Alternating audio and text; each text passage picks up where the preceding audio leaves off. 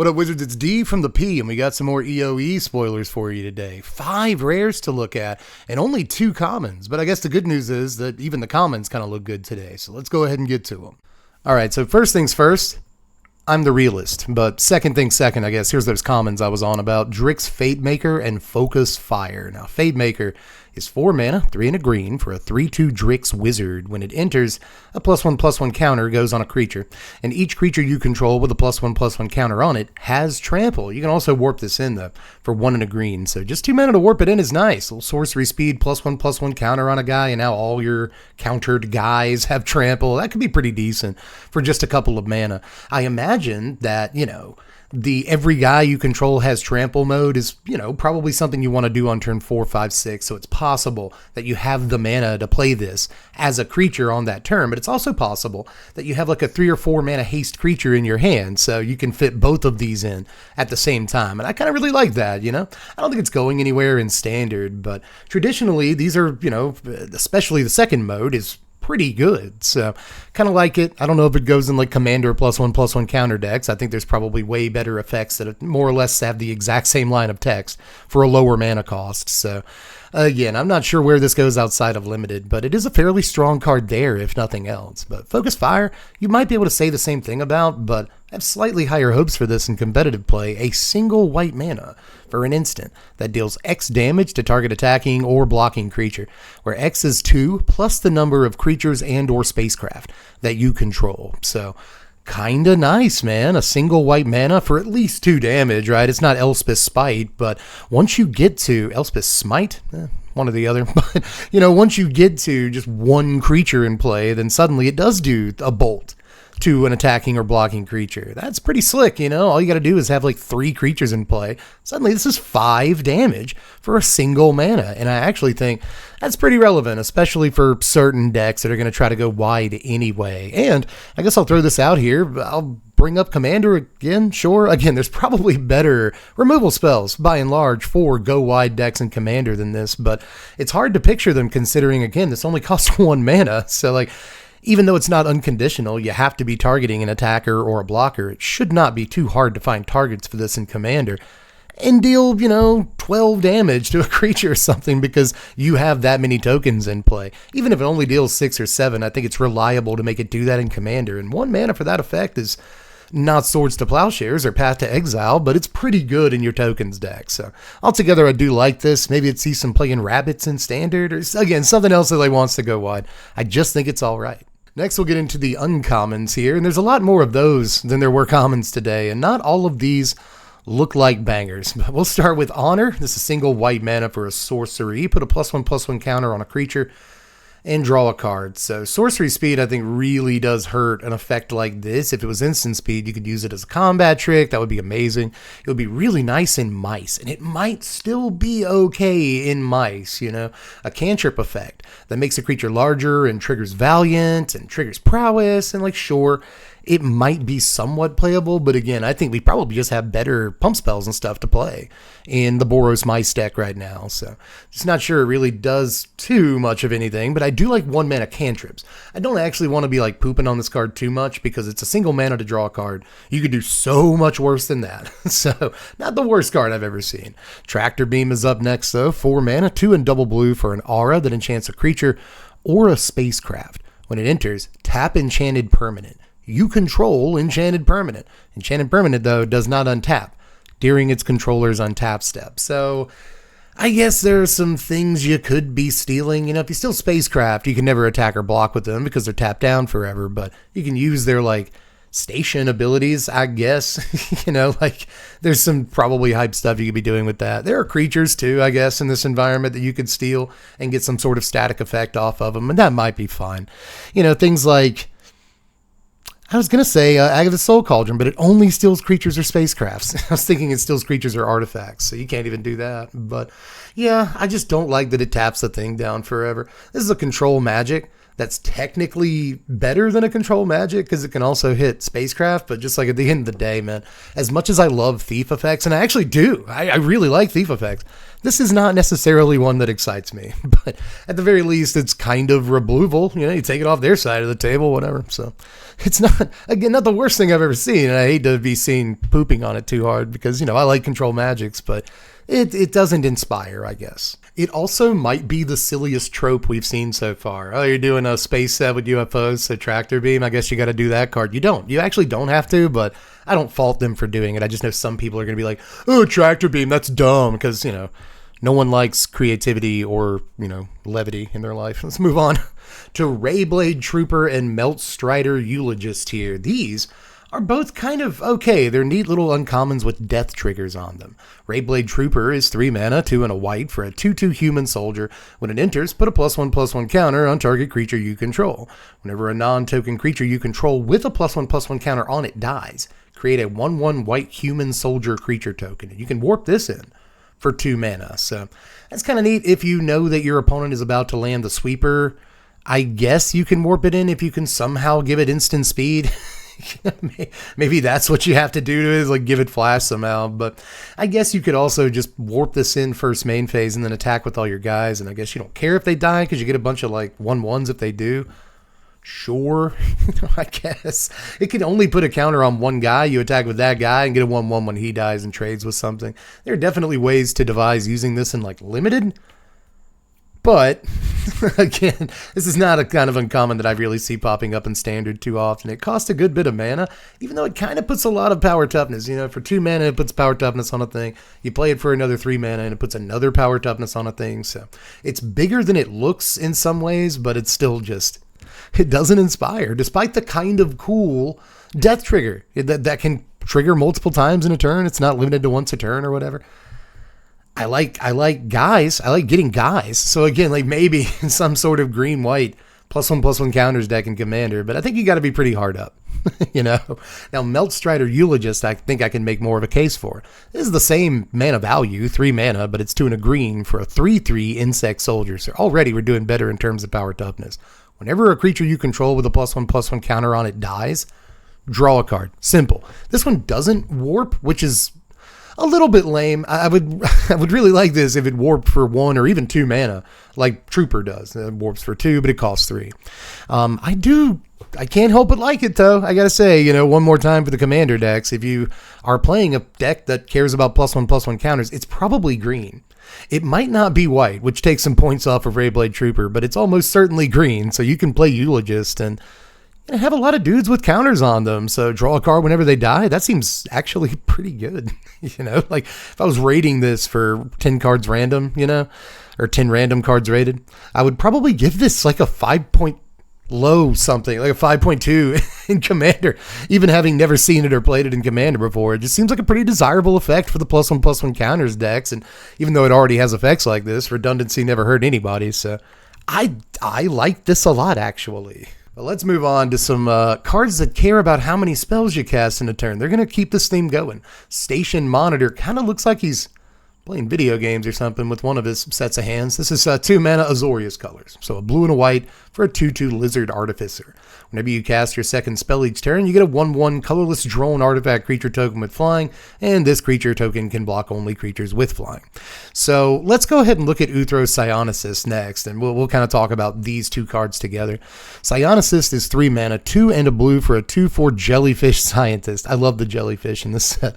The second spell you cast each turn costs 2 less to cast. So again, we see 2 cards here that care about casting your second spell.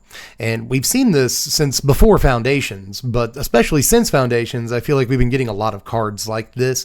So I guess they want this to be part of sort of the blue-white or even maybe the blue-red-white color identity. We just had to ban Corey Steel Cutter, you know. And I'm not saying either of these cards are as good as Corey Steel Cutter, but it is nice that Station Monitor will give you a 1/1. It's not a monk with prowess or anything, but it is a flying 1/1 every turn, and it only costs you 2 mana to play. So again, I wouldn't be surprised if this was actually like fairly powerful. No Corey Steel Cutter, but fairly powerful nonetheless. But still much easier to remove than a Corey Steel Cutter ever was.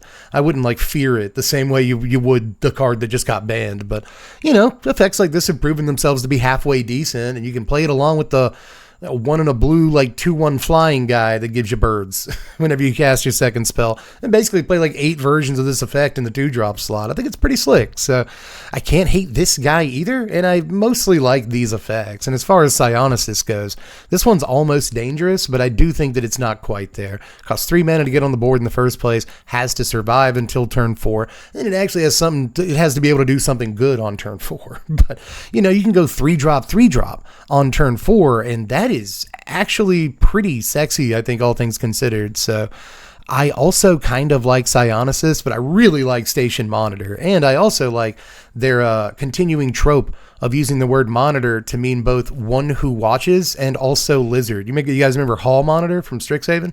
They're doing it again. I support it. I guess also being able to go 2-drop into 4-drop on turn 4 with a Psionicist seems good. This is probably, if anybody ever tries to play it on the arena, I assume it's just a kill on sight. But what if you can't kill it? You know, it's got 4 toughness. It's easier said than done. So maybe Psionicist is better than I'm currently rating it, but I think it might be a little too slow even in current standard. But if I eat my words, I'll be happy about it. Anytime a jellyfish does something in standard, I guess I'm happy. But next we'll look at 2 probably not of the most important uncommons of the day. Here's Wedgelight Rammer and Uthros Scanship. Now, Wedgelight Rammer is 4 mana, 3 and a white for a 3/4 spacecraft. When it enters, you get a 2/2 colorless robot artifact creature token, and it stations at 9+. It has flying and first strike and can attack and block. So that's a lot of station, but at least it gives you 2 of that.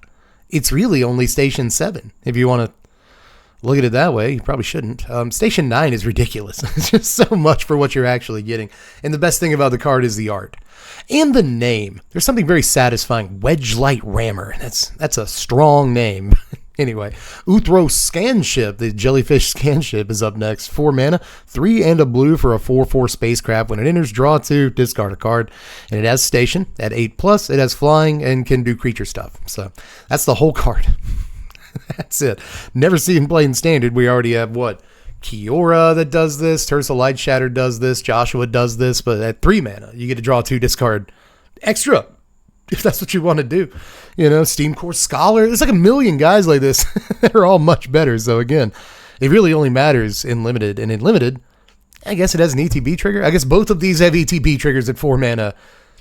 They don't do nothing. It's better than you can say about a lot of spacecraft, so I guess I can't hate them too much in limited. But we'll move on to Invasive Maneuvers and Halia, Ascendant Cadet. Now, Invasive Maneuvers is a pretty decent removal spell, really. This is 2 mana, 1 and a red for an instant that deals 3 damage to a creature. It also deals 5 damage instead if you control a spacecraft. So if there are any good spacecraft that are like, especially 1 mana, then suddenly this becomes really good. We just saw that spacecraft that only costs 1 blue mana, and as long as you have artifacts, it makes a 2/2 flyer every turn. That thing looks, the more I think about it, the more I'm like, man, that card's dangerous. Card's really dangerous, but this is obviously good in like a blue-red version of that deck that's basically Corey Stillcutter with a fake mustache.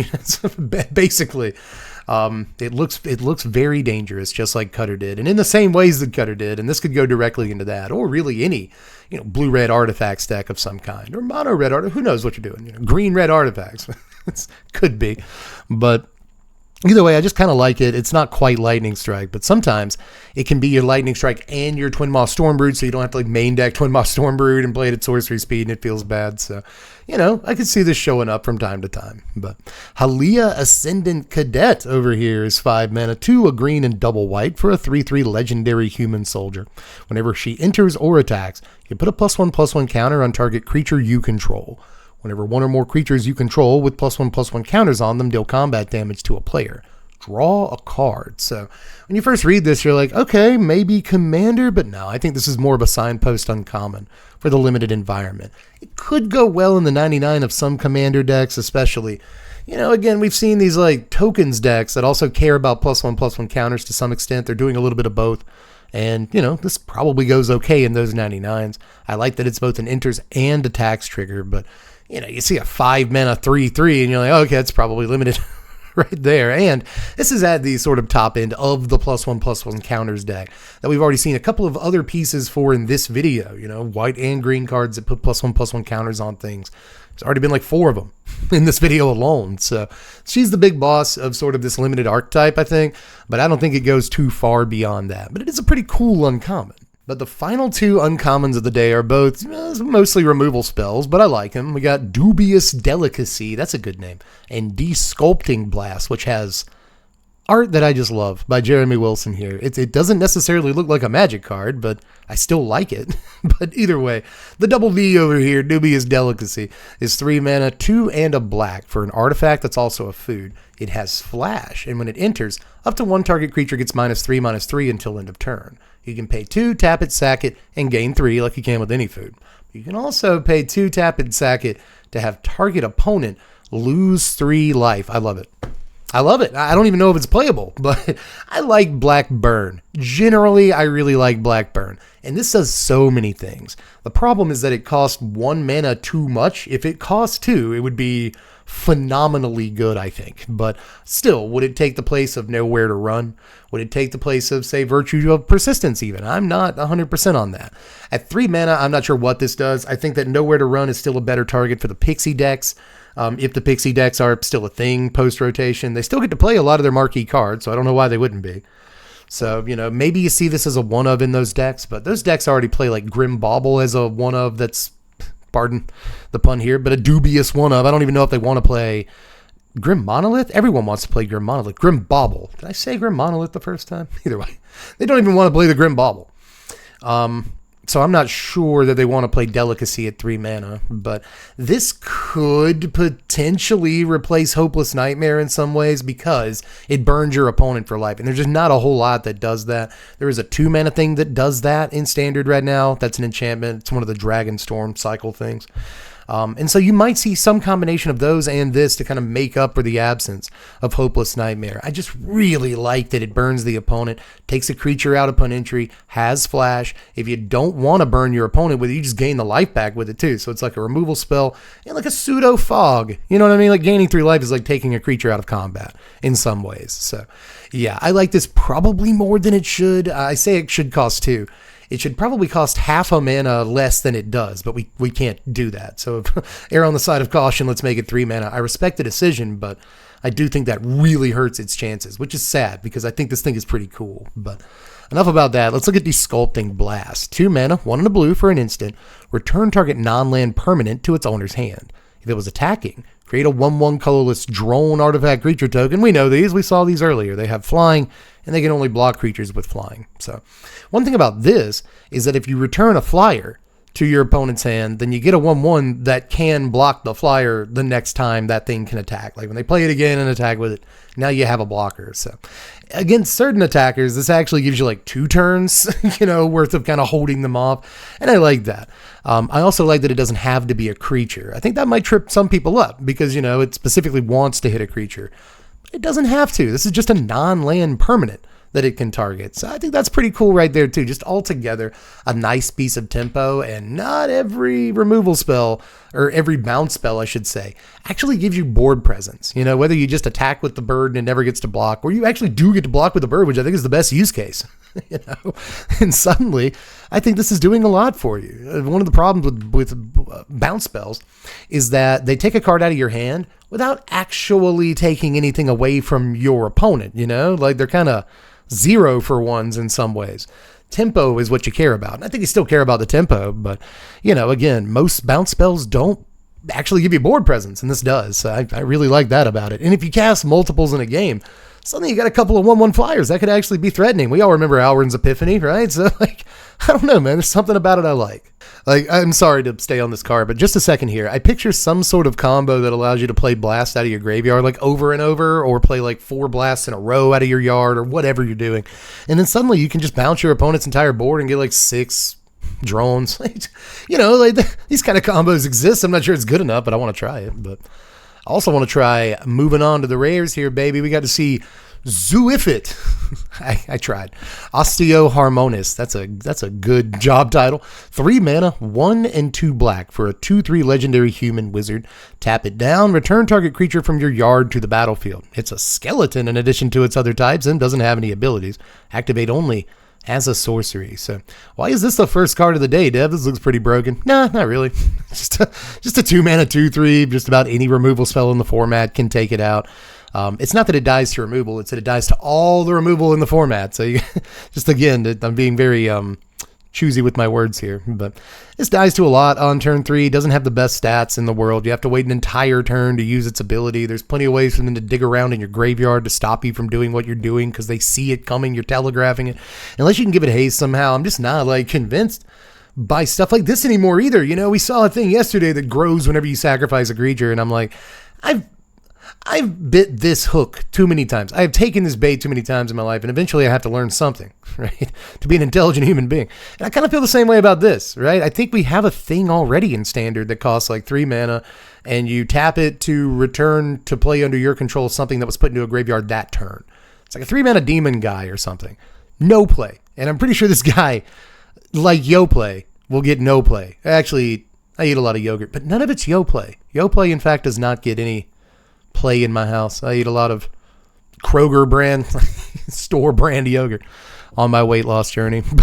In any case, this dude's kind of cool because he makes skeletons and he's like a reanimator spell on a stick. And if he does stick to the table, he's probably all right, but he doesn't put a finality counter on it. I'll say that much. I guess if you wanted something really cool about this dude, he doesn't put a finality counter. So even if they kill the guy that you reanimate, you can still reanimate him. That's gross. That's cool. No abilities is lame.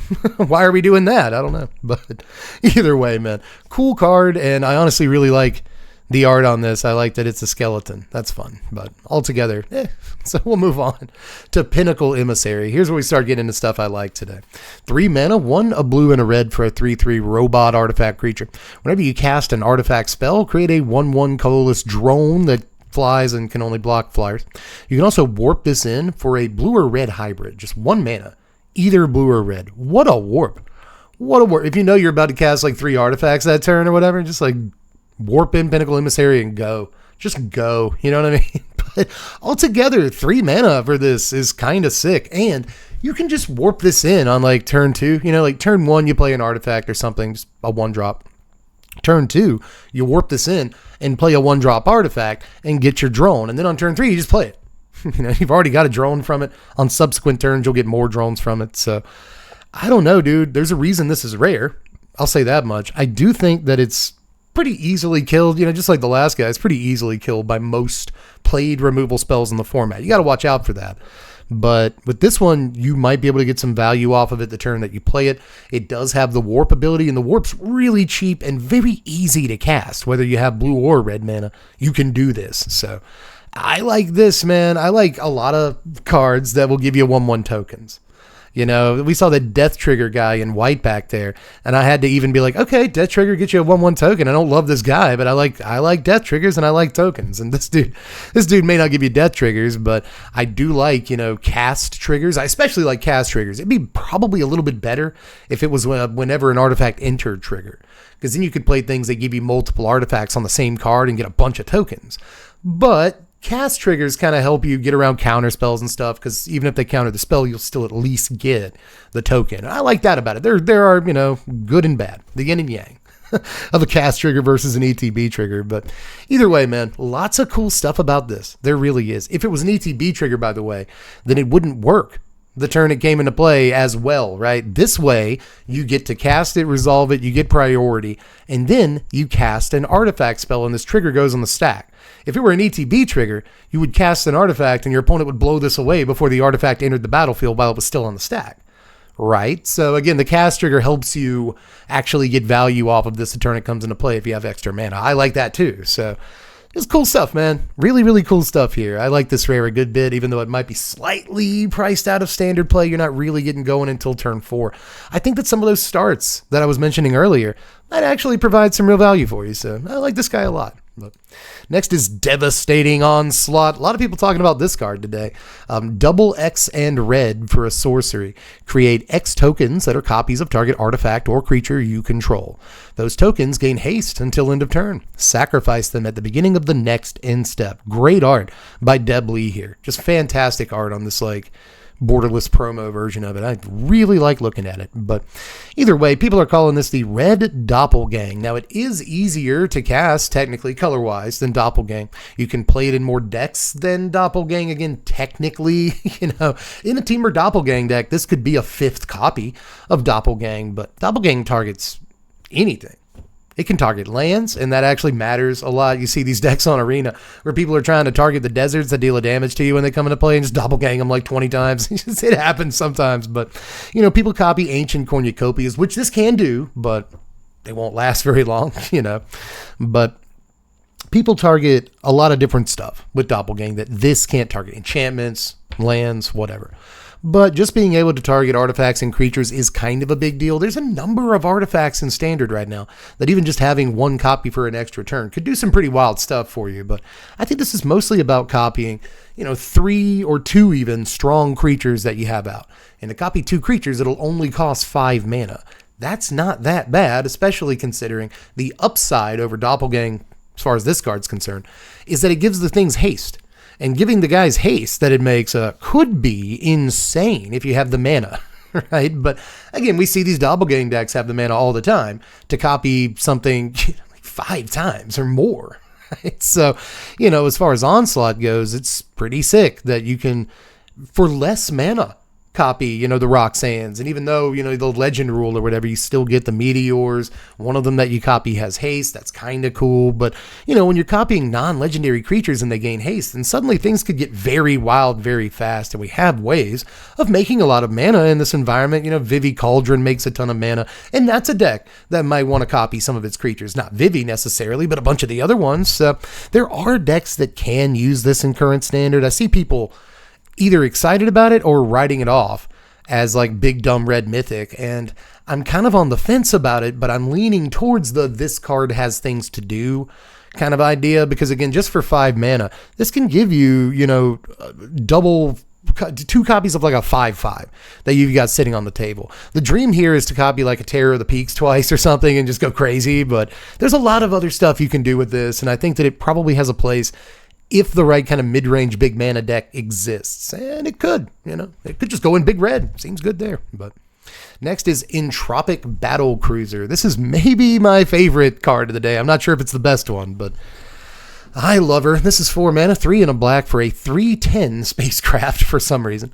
It has station, and at 1+ station, whenever an opponent discards a card, they lose 3 life. Let's go. At 8+ station, it has flying and death touch. It can attack and block and stuff. And whenever it attacks, each opponent discards a card. Each opponent who cannot discard a card loses 3 life. So 8 station might be a little bit later in the game, right? And they want you to be sure, you know, secure in the fact that if your opponent has no cards, they still lose the 3 life. So this can attack for 6 effectively, and it does have flying, and I think death touch makes it a little bit harder to block as well. It also has the 10 toughness, so it can swing into just about any flyer in the format and survive, which is pretty nasty, you know. So not too shabby as far as like when it becomes a creature. I like the attacks trigger and all that, but obviously the marquee on this is 4 mana for a thing that just basically says whenever they discard, they lose 3 life. A Better Mtg, right? It costs a mana more than a Mtg would cost, but still a mostly better Mtg that bolts the opponent's head whenever they discard. 4 mana might be too much for this, but this is like the lowest station that we've seen so far. It shouldn't be too hard to tap down a Deep Cavern Bat or something. You weren't attacking or blocking with it anyway, so, you know, well, you might have been attacking with it, but still, you forgo your 1 lifelink on that turn, and you tap down your DCB, and you station this, and then suddenly every other spell in your deck, you know, and it works well with your Bandit's talents as well to kind of make this like mono black discard deck that feels like you're playing multiple rack effects.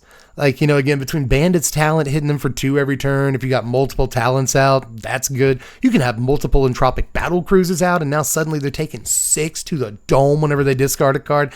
And there are plenty of cards in Standard that you don't even force them, you know, like you're not doing it. You're not casting Duress. They're casting Tersa Light Shatter. They're casting Joshua. They're casting a card draw effect that lets them draw 2, discard 1 or something. Like, there's a lot of stuff.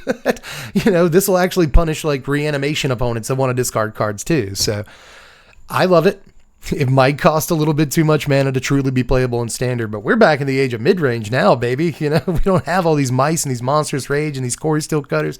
We are seeing like turn 5 decks pop up more and more in this environment. So this might actually have a real shot, and I'm pulling for it. I'm pretty sure everybody else hates it, not because they think it's bad, but because like they hate it. They are not going to want to play against it. But this is going in my decks on day one, baby. I want to see how good this is as soon as I can because I love it. But let's get away from the cards that Dev likes. Let's look at Space-Time Anomaly. This is the final card we'll look at today. And I said we're going to get away from the cards that I like, but more on that in a second. I feel like people are going to groan at the rack effect. People do not like discard as an archetype for the most part. But I think people have a little bit more patience for discard than they do for mill. I get a lot of people in my comments talking about how they hate mill with a passion. And so you are going to hate Space-Time Anomaly. STA is 4 mana, 2 a white and a blue for a sorcery. Target player mills cards equal to your life total. Well, I hope this is a good card in Standard, but all that said, it could be a good card in Commander in, of course, the Hope S-Time deck. It's just tailor-made for that deck. You want to be at, 90 life in that deck. Me and Jason were playing a 1v1 Commander the other night while he was in town. And I think at some point, either one or the other of us got to like 78 life with the Hope S-Time deck. So, you play this when you're at that kind of a life total and someone's out of the game. Someone's immediately out of the game. And if you have ways to, recast this out of your graveyard or just get it out of your graveyard, then suddenly like no one is safe. But really, I think that's just in the Commander Hope S-Time deck, which it just goes in. I will say, I hope that Wizards continues to unite to underserved and oft maligned, oft eye-rolled decks, by slapping them together and make them kiss. Mill and live total, we first saw that come together and start jamming with Hope S-Time. But it looks like this is a signal that we'll see more of it going forward. I like it.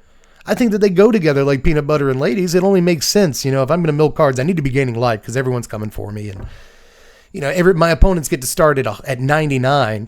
I start at 40 in Commander. You know what I mean? So you do have to give Mill a little bit of love. That said, in Standard, if you can keep your life total high enough there, then suddenly this becomes pretty decent, right? Jace is leaving the format, the Perfected Mind. Probably the best piece for mill decks right now. We've got Riverturn Monument, we've got Jadur, we've got a couple of millie things in Standard right now. But we lose easily the best piece for those decks. I will take no arguments on that. Jace is easily the best mill thing in Standard. Space-Time Anomaly might not necessarily replace Jace, but I feel like if you're doing it right, this can mill 15 cards. Fairly easily. So there's that, but this can also mill 3 cards fairly easily and take all the mana on your turn and then shake your opponent's hand because it's all you really had to do that turn anyway, and they kill you on attacks next turn. Against aggro, where you haven't been able to control your life total very well, and you end up at 5 on turn 4, this card is awful. This card's really bad in some aggro matchups. Actually, actively, grossly terrible.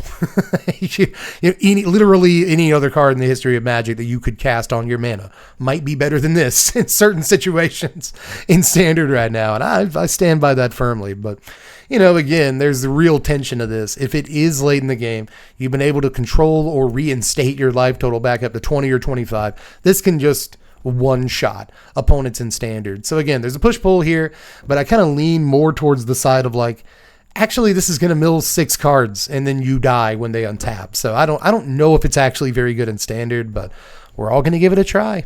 But final thing, I guess, is that I'll just reiterate that this is the card Hope S-Time wanted. It wants a bunch more cards too. It's not quite finished yet, but this is definitely one that it's going to love getting. And that's it today as far as my review of the previews goes, but I have a question. How you guys feeling? I want to get kind of a barometer. The comment section is kind of split right now between space and oh, these cards look cool, but honestly, much to my surprise and happiness, it seems like the part of the comment section that thinks the set is cool is kind of winning, which I sort of like. I see some people online and in the comment section calling it a hat set, and I just don't think it qualifies as a hat set. I think sometimes, if a set is too personally silly for somebody, it's just automatically a hat set, but I don't think this is a hat set at all, and it really does kind of depend on what your definition of it is, but I just wouldn't write the thing off as a hat set. As I've said before, I think they're doing a good job of leaning more into the mystique of outer space, what makes outer space kind of a magical, mysterious, enigmatic place, and the bigness of it and some of the cooler things about space. Like there's black holes. That's awesome. I think that in some ways, fantasy and science fiction have always gone hand in hand, and they're boyfriend and boyfriend. Why can't you just, why is it such a big deal if it's not like Arthurian legends with swords and dragons? And by the way, the set has swords and dragons, so like, what's the big deal? I think they're doing a pretty good job nailing the aesthetic and the sort of themes of the set. And I like the mechanics and stuff so far too. A lot of the cards look powerful, so I like this set. I think a lot of us worry that they might not try so hard with these in-universes sets, but I think they're actually doing the opposite. Like Final Fantasy didn't look like a very powerful set, and there's a few cards making waves in Standard, but for the most part, it really wasn't that powerful of a set, for Standard at least. See what they do with Spider-Man. That thing's coming up, and Spooderman might be really powerful, but what it looks like they're doing is they're actually making the in-universes sets like pretty good. That's great, especially with this one, because it's an after rotation set, so like it better be powerful, and it looks like it's going to live up to that. So again, I like when their in-universes sets are strong. As far as, universes beyond sets, if they're going to be in Standard, it makes sense to power them down so they don't affect Standard so much. People don't necessarily want like Avatar cards in their Standard. Some people do, but a lot of people don't necessarily want Avatar cards in their Standard, so maybe they'll tone down the Avatar and Spider-Man cards a little bit, even though I guess we don't have to worry about Spider-Man cards in our Standard on Arena.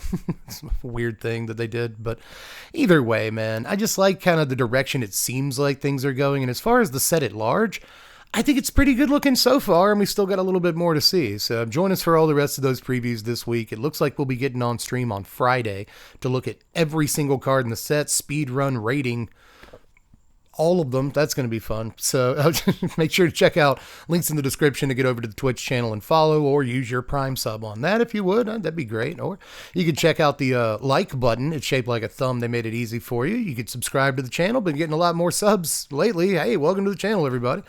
Thanks for the love. It means a lot to me. If you feel like it, though.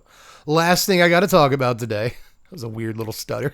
I don't think I've ever done that before. But anyway, you can check out the Patreon. We have a Patreon. It's $1 a month. That's all I really ask from you. There's more tiers, but all I really ask for you is $1 a month. And it supports the channel in like wild ways, helps me continue doing this for a living. And I'd like to continue doing it. And I think some of you, at least 4 or 5 of you, would like me to continue doing it too. So pitch a buck in.